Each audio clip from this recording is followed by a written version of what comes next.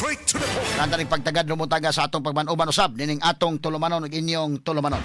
Straight to the point. So muna nga salamat sa mga sukid di paminaw, among gikwintada ang madawat nato mahigala nga kinini ang cash for transparency purposes, no?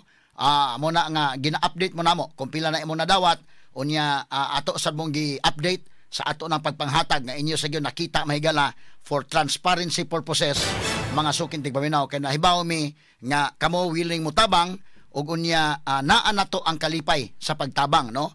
Anindot man mahigala nga nitabang ta o nya mas maayo nang kita nitabang kung sa kita tabangan. Ikaduha sa atong pagtabang doon na sad manghigalay mga grasya nga atong madawat mga sukin tigpaminaw.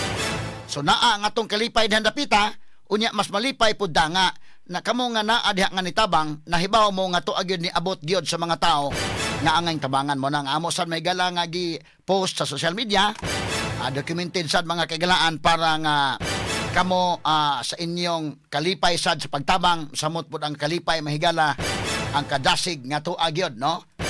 Na abot gyud manghigala in town ang tabang ngadto sa mga hingtungdan.